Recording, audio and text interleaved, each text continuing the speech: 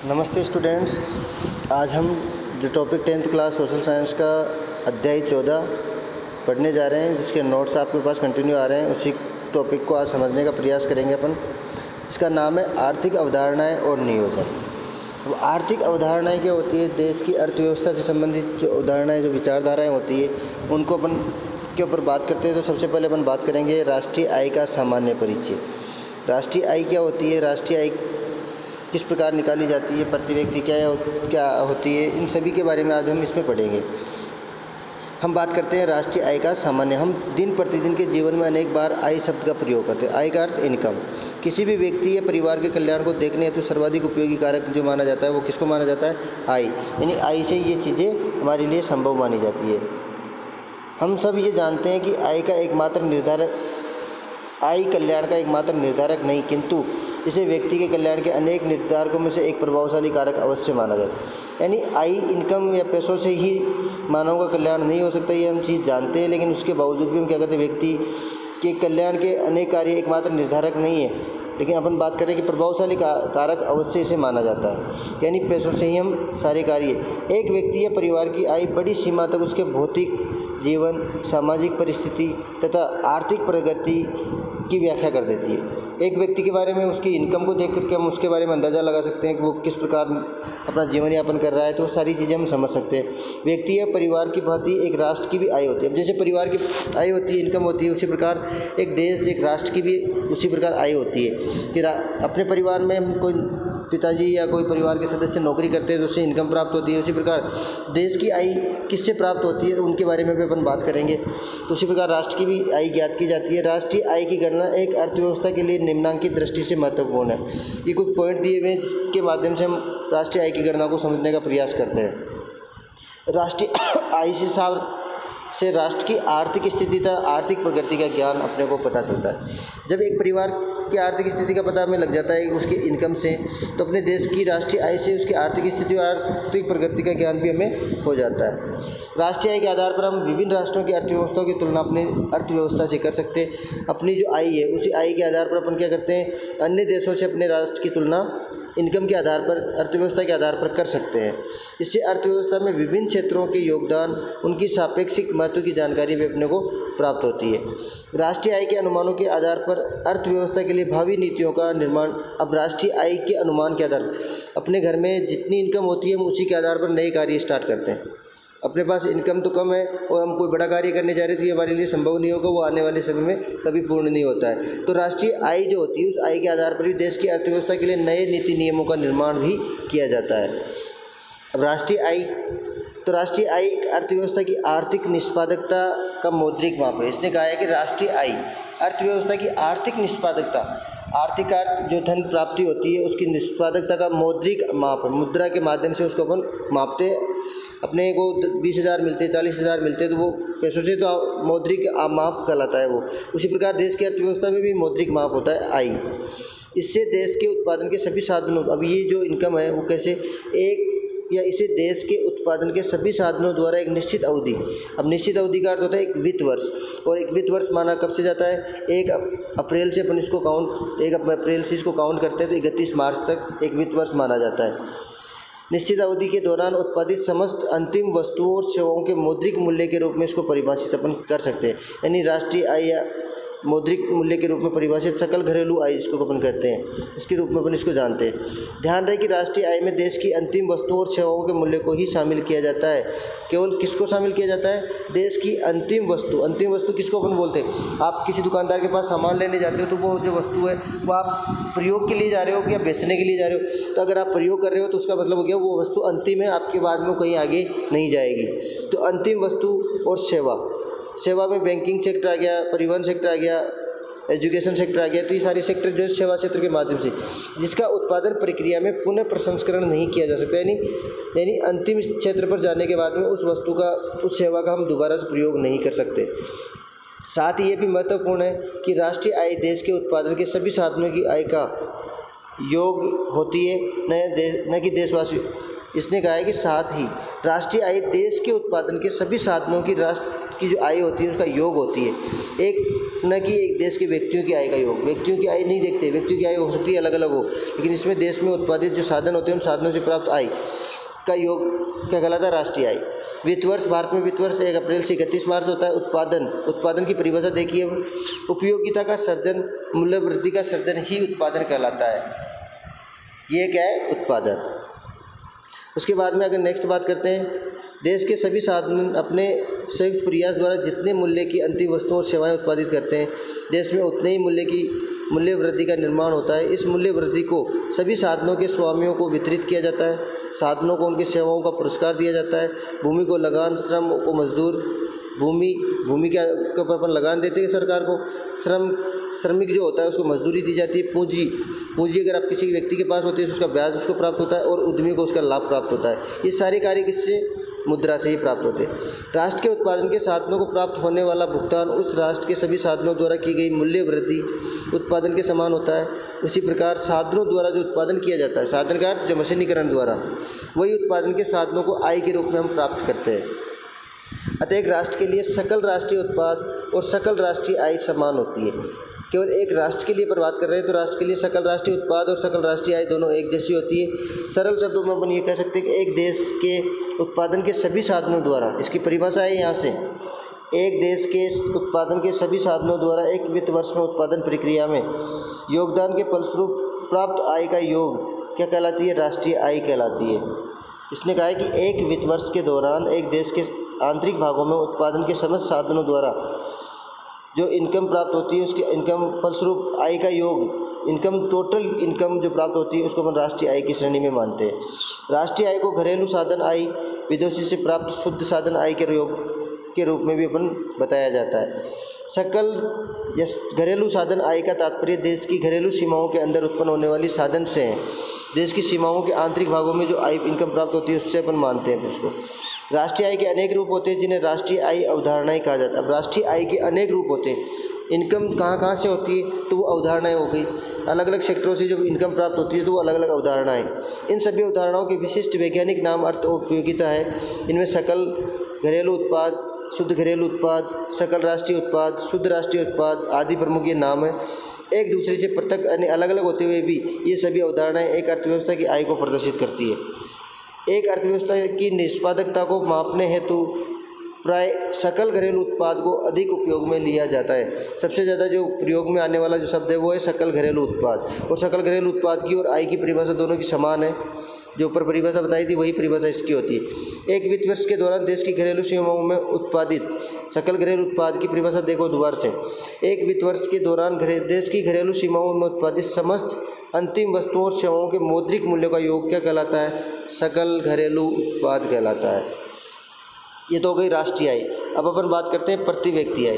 तो अपन प्रति व्यक्ति आय की अगर बात करें तो टोटल जो राष्ट्र की आय है उस राष्ट्र की आय में टोटल जनसंख्या का भाग दे दो तो आपकी प्रति व्यक्ति आय निकल कर आ जाएगी। तो राष्ट्रीय आय आर्थिक कल्याण का एक उपयुक्त माप नहीं है।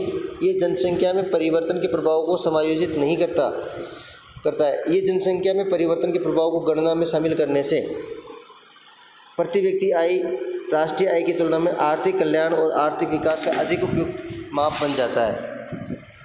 प्रति व्यक्ति आय ज्ञात करने हेतु देश की राष्ट्रीय आय को उस देश की जनसंख्या से विभाजित किया जाता है। अब इसने ये सूत्र बताया है, सूत्र के माध्यम से राष्ट्रीय आय और राष्ट्रीय आय में देश की कुल जनसंख्या का भाग देंगे तो उससे क्या निकल कर आएगा? एक प्रति व्यक्ति आय निकल कर आएगी। भारत में राष्ट्रीय आय की गणना किसके द्वारा और कैसे की जाती है तो इसके बारे में अपन ने, हालांकि 10th क्लास के जो एग्ज़ाम से संबंधित प्रश्न थे उसमें मैंने ये प्रश्न बताया था कि 1868 में दादाभाई नौरोजी द्वारा भारत में पहली बार राष्ट्रीय आय की गणना का कार्य किया गया था। स्वतंत्रता से पहले भारत में राष्ट्रीय आय की गणना हेतु कोई सरकारी संस्था नहीं थी। इस कब की बात करें? देश के आज़ाद होने से पहले भारत में राष्ट्रीय आय की प्रथम गणना दादाभाई नौरोजी द्वारा 1868 में की गई। उनके पश्चात Findlay Shirras, doctor V R Rao, C Desai इत्यादि के द्वारा भी राष्ट्रीय आय के अनुमान लगाए गए। ये वो व्यक्ति थे जिन्होंने राष्ट्रीय आय की गणना करने का प्रयास किया। देसाई इत्यादि के द्वारा भी राष्ट्रीय आय के अनुमान लगाए गए। इन सभी विद्वानों ने राष्ट्रीय आय की गणना हेतु अलग अलग विधियों और आधारों का प्रयोग किया, परंतु इन विद्वानों के पास विश्वसनीय समंकार तथा आंकड़े और सूचनाओं का अभाव था तथा उन्होंने उपयुक्त सांख्यिकी विधियों का उपयोग भी इसके अंतर्गत नहीं किया। स्वतंत्रता के पश्चात भारत सरकार द्वारा श्री पीसी महालनोबिस की अध्यक्षता में अगस्त 1949 में राष्ट्रीय आय समिति का एक गठन किया गया। इस समिति ने अपनी प्रथम रिपोर्ट 1951 में प्रस्तुत की।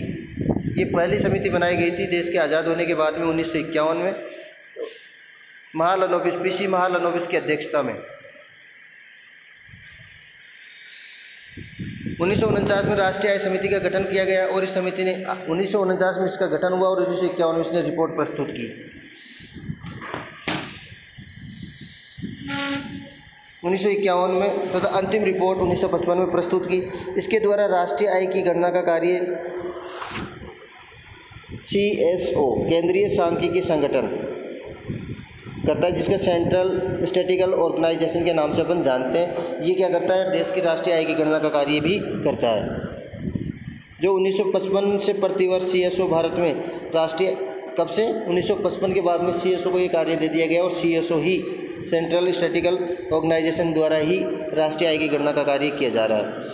अर्थव्यवस्था के क्षेत्र, अब अपन बात कर रहे हैं कि अर्थव्यवस्था जो है उसके कौन कौन से क्षेत्र होते हैं, उन क्षेत्रों के बारे में अपन विस्तार से बात करेंगे इसमें कि आप लोगों को विभिन्न आर्थिक गतिविधियों में कार्यरत पाएंगे। हर व्यक्ति कोई ना कोई कार्य करता ही रहता है, कोई ना कोई कार्य में लगा होता है। इनमें से कुछ गतिविधियां वस्तुओं का उत्पादन करती है। अब कुछ क्षेत्र ऐसे, कुछ उद्योग ऐसे होते हैं जो क्या करते हैं, उत्पादन का कार्य भी करते हैं।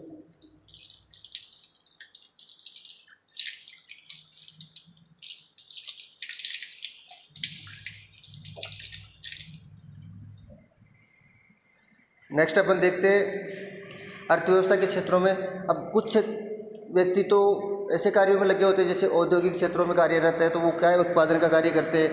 कुछ तो अलग अलग क्षेत्रों में अलग अलग व्यक्तियों का, आप लोगों को विभिन्न आर्थिक गतिविधियों में कार्यरत पाएंगे। लोगों को जो लोग कार्य करते हैं उनकी बात कर रहे हैं अपन। इनमें से कुछ गतिविधियाँ वस्तुओं का उत्पादन करती है और कुछ सेवाओं का सर्जन का अर्थ होता है निर्माण। कुछ तो क्या होती है, उत्पादन करते हैं और कुछ सेवाओं प्रदान करते हैं। ये गतिविधि हमारे चारों ओर हर समय उत्पादित होती है। हम जहाँ रहते हैं वहाँ पर सेवा क्षेत्र, उत्पादन क्षेत्र से हर चीज़ पाई जाती है, तो उसी की बात अपन कर रहे हैं। इसने समझने का एक महत्वपूर्ण और आसान तरीका है कि कुछ महत्वपूर्ण मापदंडों के आधार पर इन्हें विभिन्न समूह में वर्गीकृत किया गया है। अब आपको याद हो तो अर्थव्यवस्था को कई क्षेत्रों में विभाजित किया गया है। तो उस क्षेत्रों में विभाजित इसलिए किया है ताकि इसको हम आसानी से समझ सकें। इन समूह को अर्थव्यवस्था के क्षेत्र भी कहा जाता है, जिसमें अपन सबसे पहले बात करेंगे अर्थव्यवस्था की 3 महत्वपूर्ण क्षेत्र है। प्राथमिक क्षेत्र, द्वितीयक और तृतीयक, 3 क्षेत्रों में इसको विभाजित किया है। प्राथमिक क्षेत्र में उन गतिविधियों को सम्मिलित किया जाता है जिनमें प्राकृतिक संसाधनों को प्रत्यक्ष रूप से उपयोग में लेकर उत्पादन किया जाता है। प्राकृतिक संसाधनों के प्रत्यक्ष उपयोग पर आधारित अनेक गतिविधियाँ हैं, जैसे कपास की खेती।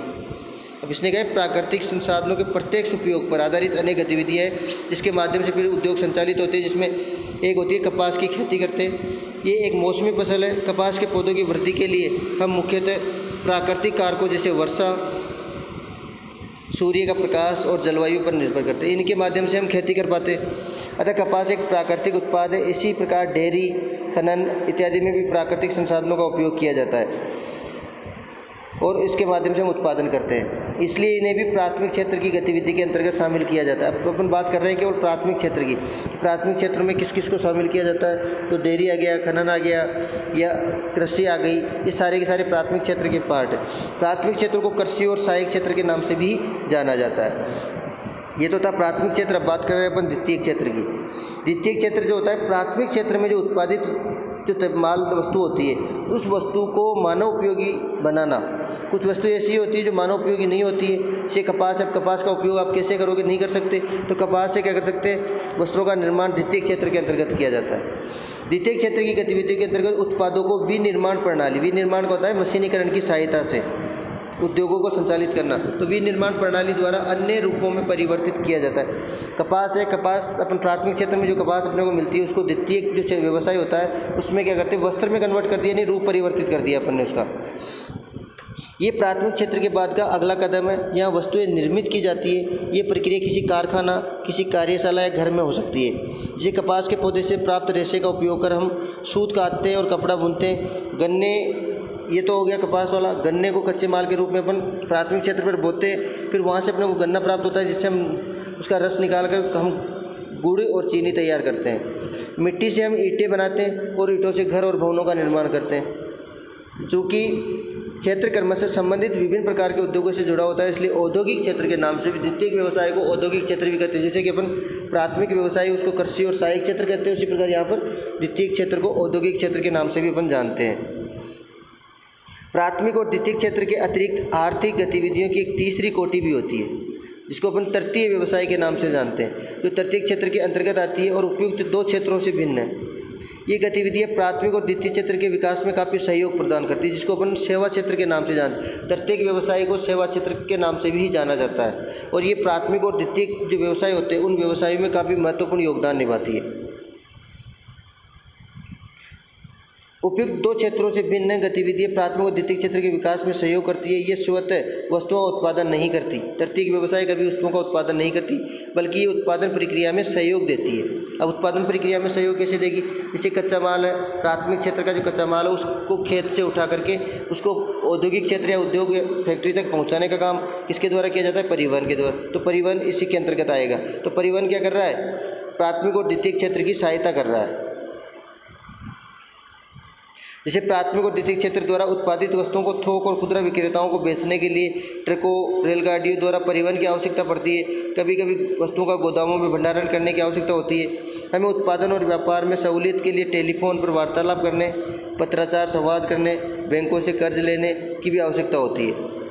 परिवहन, भंडारण, संचार से बैंक सेवाएँ और तृतीयक व्यापार तृतीयक क्षेत्र की गतिविधियों में शामिल किए जाते हैं, क्योंकि ये गतिविधियाँ वस्तुओं के बजाय सेवाओं का सृजन करती है। सृजन का अर्थ होता है निर्माण करती है, इसलिए इसे तृतीयक क्षेत्र को सेवा क्षेत्र के नाम से भी अपन जानते हैं। सेवा क्षेत्र में कुछ ऐसी अपरिहार्य सेवाएं भी है जो प्रत्यक्ष रूप से वस्तुओं के उत्पादन में सहायता नहीं करती। इनमें शिक्षक हो गया।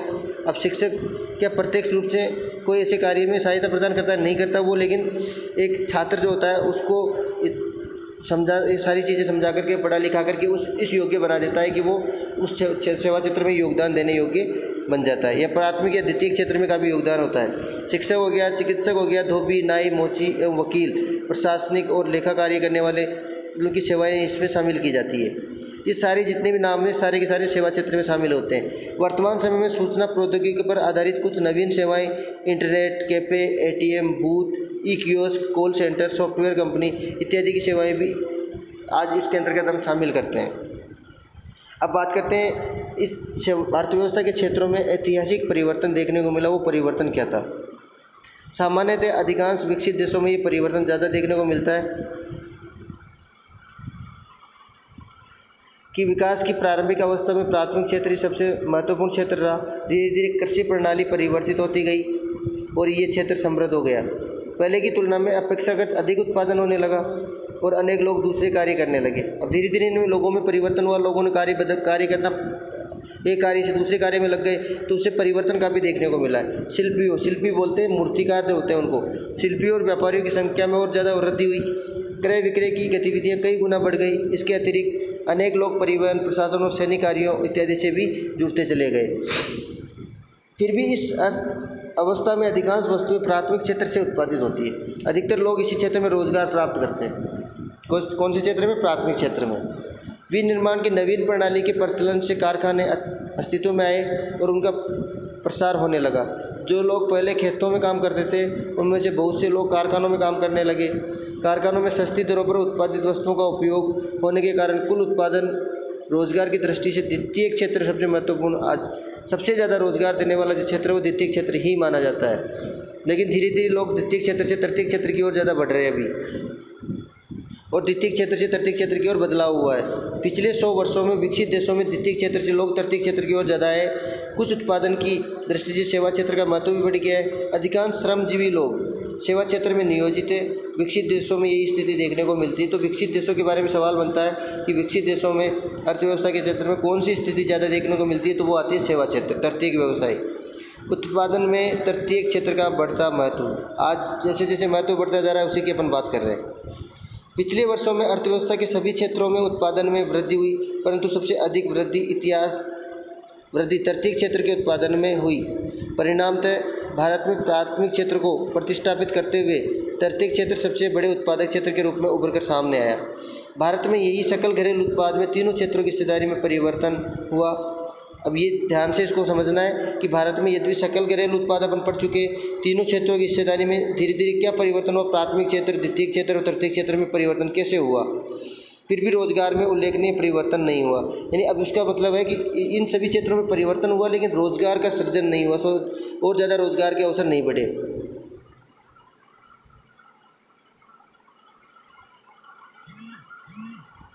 प्राथमिक क्षेत्र से रोजगार का स्थानांतरण क्यों नहीं हुआ? इसका कारण ये है कि द्वितीय और तृतीय क्षेत्र में रोजगार के अवसरों का पर्याप्त विकास नहीं हो पाया।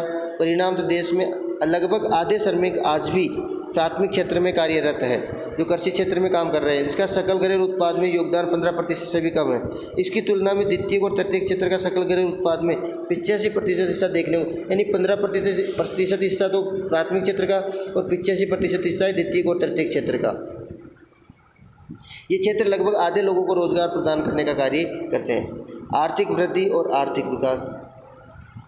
जिन देशों की आय अधिक है उन्हें कम आय वाले देशों से अधिक विकसित समझा जाता है। अधिक आय का अर्थ होता है मानवीय आवश्यकताओं की संतुष्टि हेतु अधिक वस्तुओं का उपलब्ध होना। आपके घर में यदि आय या इनकम ज़्यादा होगी तो आप भी क्या होगा, अनेक प्रकार की सुविधाएं प्रदान करेंगे, लेकिन जिसके घर में इनकम कम होती है तो वो कम सुविधाओं का प्रयोग कर पाता है।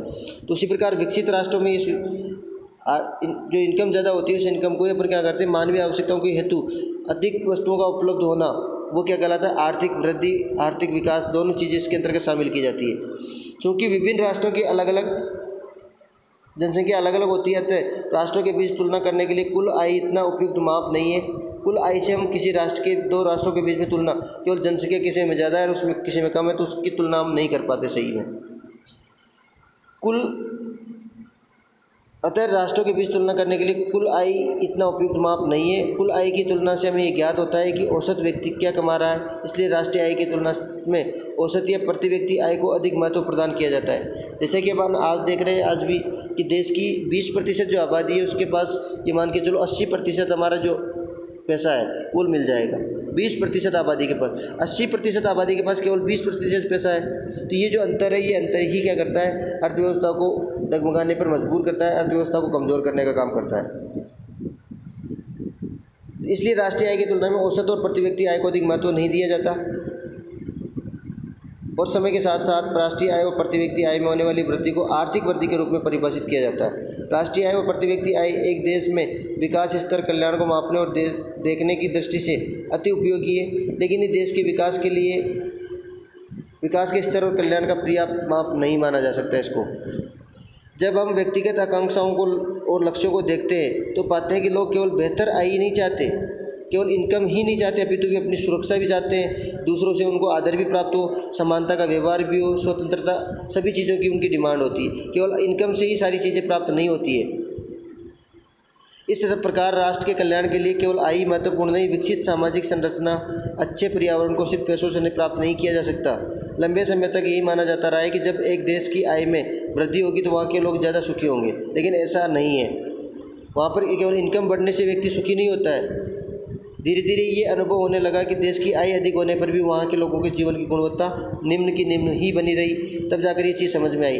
ये माना जाने लगा कि केवल आर्थिक वृद्धि ही ध्येय है। आर्थिक वृद्धि एक ऐसा तरीका है जिसके माध्यम से आर्थिक वृद्धि के साथ साथ मनुष्य के सामाजिक, राजनीतिक और जीवन के अन्य सभी आयामों में सुधार हो सकता है।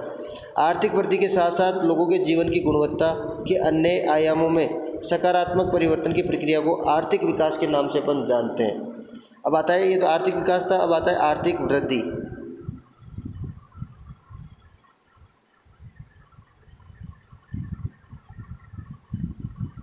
आर्थिक विकास, आर्थिक वृद्धि दोनों पढ़ा हमने, अब अलग अलग पढ़ते हैं आर्थिक वृद्धि और आर्थिक विकास को।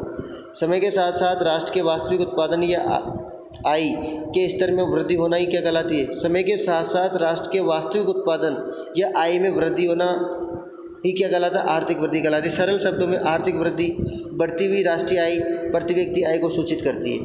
ये अर्थव्यवस्था के आकार में परिवर्तन का प्रत्यक्ष माप है। आमतौर पर इसे कल्याण के मापक के रूप में देखा जा सकता है। राष्ट्र के प्राकृतिक, भौतिक और मानवीय और पूंजीगत संसाधनों की मात्रा, गुणवत्ता में वृद्धि कर इनके कुशल उपयोग द्वारा उत्पादन या आय के उच्च स्तर को प्राप्त करने की प्रक्रिया ही आर्थिक वृद्धि कहलाती है। आर्थिक वृद्धि एक दीर्घकालीन मात्रात्मक प्रक्रिया है। आर्थिक वृद्धि के गुणात्मक आयाम नहीं होते। आर्थिक वृद्धि के गुण दिखाई देते हैं क्या? नहीं दिखाई देते। अपने पास घर में 5,000 50,000 लाख रुपए आए तो क्या उनके गुण हैं? वो तो 500 आएंगे तभी वही बात है, 5 लाख क्यों? उससे जो परिवर्तन होंगे उन परिवर्तनों को अपन देख पाते हैं। तो इसमें क्या होता है, आर्थिक वृद्धि की गुणात्मक आयाम नहीं होते, ये मूल्य विहीन अवधारणा है। आर्थिक वृद्धि में सामाजिक, राजनीतिक, संस्थागत इत्यादि स्थितियों में होने वाले परिवर्तनों पर कोई विचार नहीं किया जाता है। अब अपन बात करेंगे आर्थिक विकास।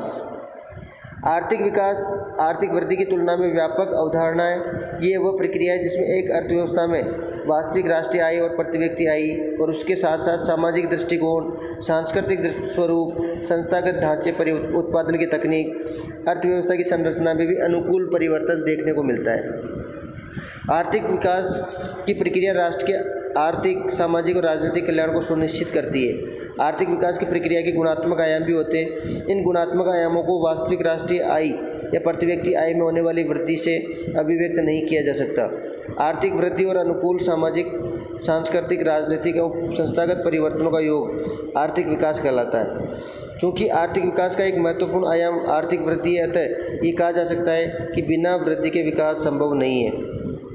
किसी भी राष्ट्र के विकास के स्तर पर कल्याण के मापक के रूप में आर्थिक विकास को आर्थिक वृद्धि की तुलना में क्या मानते हैं अपन? ज़्यादा उपयुक्त माना जाता है। आर्थिक विकास को आर्थिक वृद्धि की तुलना में अधिक उपयुक्त माना जाता है। सामाजिक विज्ञान के विकास के क्रम में जब ये स्वीकार किया गया कि राष्ट्रीय आय और प्रति व्यक्ति आय का स्तर विकास या कल्याण को मापने का अपर्याप्त मापदंड है, जब सामाजिक विज्ञान के अंतर्गत इसके ऊपर रिसर्च किया गया, ये माना गया कि हम क्या कर सकते हैं, राष्ट्रीय आय और प्रति व्यक्ति आय के आधार पर विकास का आय का स्तर या विकास या कल्याण को मापने का अपर्याप्त मापदंड है। तो आर्थिक विकास के साथ साथ विकास की कुछ अन्य अवधारणाएं यथा सतत विकास, समावेशी विकास, मानव विकास आदि पर भी ये अवधारणाएं और लोकप्रिय हो गई। अब इसी में अपन बात करेंगे सतत विकास और धारणीय विकास या पोषणीय विकास क्या होता है, समावेशी विकास क्या होता है, नियोजन क्या होता है। इसका आगे नेक्स्ट वाले वीडियो में अपन इसको देखेंगे।